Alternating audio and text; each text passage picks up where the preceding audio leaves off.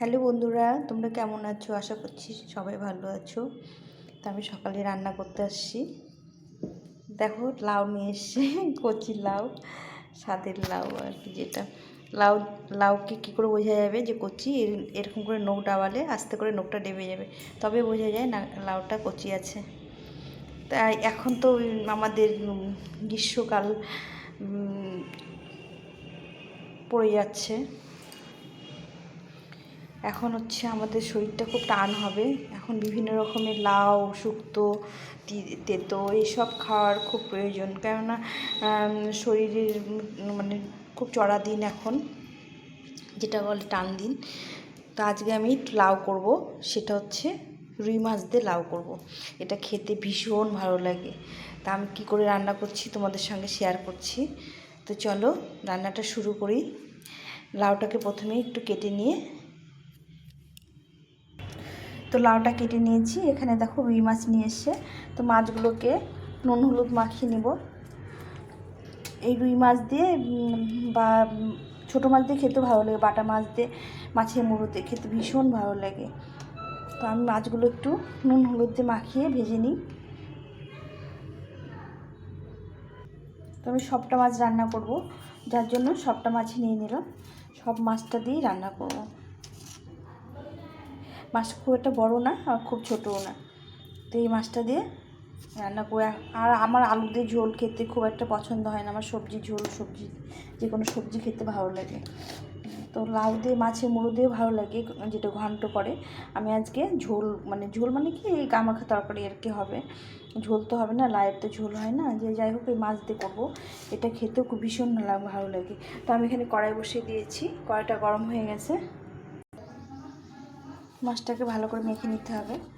একটু হলুদ বেশি দিলে মাছটা দেখতে ভালো লাগে না, সাদা সাদা হয়ে থাকে। আমার হলুদ বেশি দিয়ে ভালো লাগে। এমনি তো মাছ খেতে ভালো লাগে না, তার মধ্যে মাছ যদি ভাজা ভালো না হয় আর ভালো করে নুন হলুদ না মাখানো হয়, কেমন সাদা সাদা লাগে, তখন আমার সেই মাছটা খেতে ভালো লাগে না। আমি মাছ খুব কম খাই, মাছ পছন্দ করি না খুব একটা। আমার ইলিশ মাছ ভালো লাগে, আর ছোটো মাছ একটু ভালো লাগে, একদম ছোটো চুনো মাছ যেটা আর কি, সেটা ভালো লাগে। কিন্তু এই মাছগুলো খুব একটা পছন্দ হয় না। কিন্তু বাড়িতে তো মাছের ঝোলটা পছন্দ করে। তো কর্তার ইচ্ছে কর্ম, কর্তা যেটা পছন্দ করে সেটাই তো রান্না করতে হবে, তাই না বলো? আমাদের ইচ্ছে কতটুকু চলে।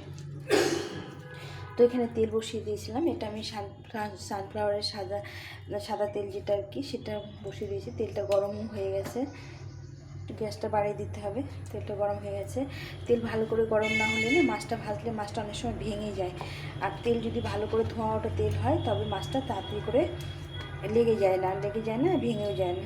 যার জন্য তেলটাকে, মাছ ভাজার সময় সবসময় তেলটাকে ভালো করে গরম করে নিতে হয়, একদম ধোঁয়া ওটা গরম করে নিতে হয়।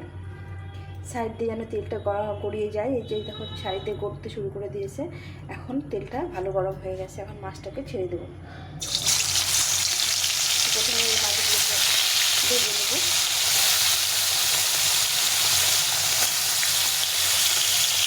প্রথমে মাছের পিসগুলো ভেজে নিয়ে, আমি একটু ছোটো ছোটো পিস করেছি। লেগের লেগটা ছোটো করেছি, কারণ আমার এই লেগটা বড়ো থাকলে ভেতরে মশলা টশলা ঢোকে না, যার জন্য একটু ছোটো করে নিয়েছি। তো এইভাবে মাছটাকে ভেজে নেবো। আর লাউটা দেখো এই পিস পিস করে কেটে নিয়েছি, ধুয়ে কেটে নিয়েছি, তাহলে জলটা কম বেরোবে। আর জল বেরোলে অসুবিধা নেই, এটাকে আমি একটু জলে ভাপিয়ে নেব, তাহলে রান্না করতে সুবিধা হবে। আমি জলে এর খোসাটাও আমি ফেলিনি, খোসাটাও ভাজা খাবো, মানে ভাজা করার জন্য রেখে দিয়েছি। খুব ভালো লাগে লাউ খোসা ভাজা, একটু পেঁয়াজ কুচি দিয়ে, একটু আলু কুচি দিয়ে ভাজা করলে।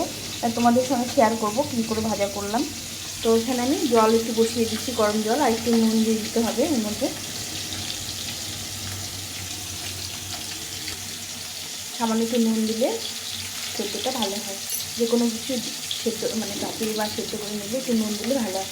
এখন আমি লাউটাকে একটু একদম কম জল দিয়েছি, মানে জলটা যেন বেশি না হয়। জল লাউয়ের যে রসটা, সেটা যেন জলের মধ্যে থেকে যায়। কেননা যখন যে কোনো সবজি, যে সবজি যেটা টেস্ট, সেটা না হলে ভালো লাগে না। তো লাউটাকে এভাবে একটু ভাপিয়ে নেব। মাছটা এক পাশে ভাজা হয়ে গেছে, আমি উল্টো পাল্টে ভেজে দিতে হবে। লাল লাল করে, এভাবে লাল লাল করে ভেজে নিতে হবে। একটু লাল লাল করে ভাজলে খেতে ভালো লাগে।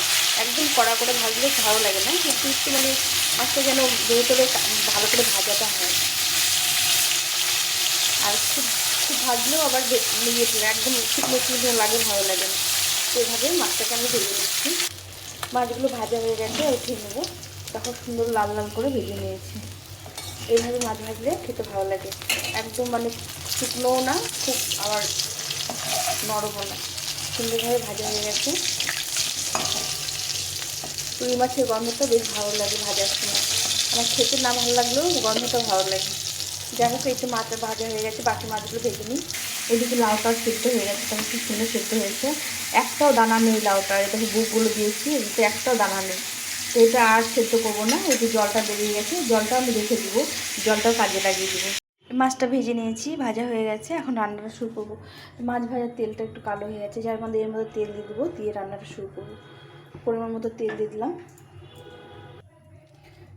তেলটা গরম হয়ে গেছে, একটা শুকনো লঙ্কা ফাটিয়ে দিয়েছি, একটা তেজপাতা, আর বেশ কিছুটা পরিমাণ জিরে। ফোড়নটা একটু ভেজে নিয়েছি। এখন আমি এখানে টমেটো কেটে নিচ্ছি, একটা ছোট টমেটো ভেজে নিচ্ছি।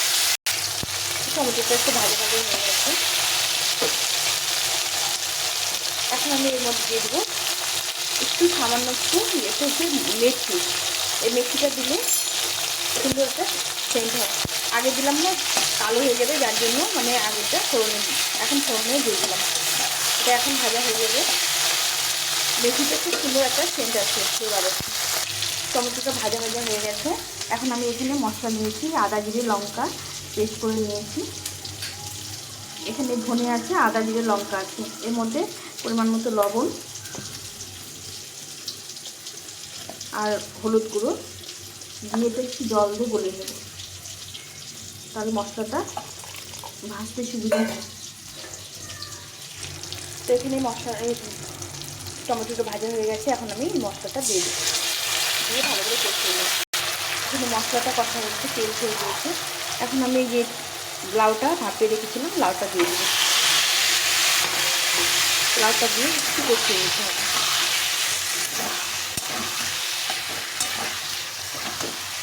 লাউটা অনেকটা সেদ্ধ হয়ে গেছে, এখন একটু কষিয়ে নিয়ে একটু জল দিয়ে দেবো। তো বন্ধুরা, কে কে ভালোবাসো লাউ খেতে আর লাউ দিয়ে মাছ খেতে, এভাবে রান্না করে খেয়ে খুব ভালো লাগবে। লাউ ঘন্টা তো আমরা খেয়ে থাকি, এরকম মাছের ঝোল খেতে অসাধারণ লাগে খেতে। তো এইভাবে একটু কষিয়ে নিতে হবে কিছুক্ষণ ধরে। এখানে লাউটা কষানো হয়ে গেছে, দেখো কত সুন্দর কষানো হয়ে গেছে। এখন আমি এই যে লাউটা সিদ্ধ করে রেখেছিলাম, এই জলটাই দিয়ে দেবো। এই জলটা আমি ফেলে নিয়ে এই জলটা দিয়ে দেবো।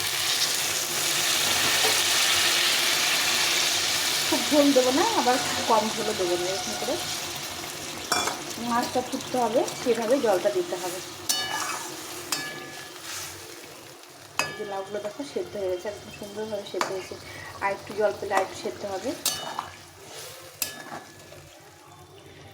তো আমি একটু জল দিয়ে এটাকে ভালো করে ফুটিয়ে নেব। জলটা ফুটে গেছে, এখন মাছগুলো আমি দিয়ে দেবো। প্রথমে মুড়োটা দেবো, মুড়োটা একটু সিদ্ধ হতে টাইম লাগবে। এই যে মেথিটা, কয়েক দানা মেথি দিলাম, এতে তরকারি স্বাদটা প্রচণ্ড ভালো হয়। এত সুন্দর সুন্দর একটা গন্ধ বেরোয়। লাইয়ের তরকারি বা লাইয়ের ঘন্ট যে কোনো কিছু করলে তার মধ্যে যদি একটু মেথি ফোড়ন দেওয়া যায় না, তারপরে তরকারি মানে স্বাদটা দ্বিগুণ হয়ে যায়। তো আমি এইভাবে মাছটা দিয়ে দিলাম। একদম দেখো মাখো হয়েছে, খুব একটা বেশি ঝোল তা হয়নি। এটা একটু কিছুক্ষণ ফুটিয়ে নিতে হবে, ফুটিয়ে নামিয়ে দিতে হবে। তো বন্ধুরা দেখো, আমার হয়ে গেছে ঝোল, এখন নামিয়ে দেব।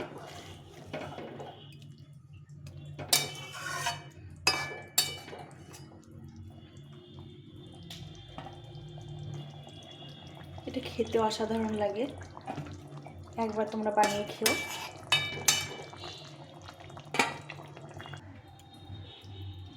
ঝোলটাকে নামিয়ে দেব।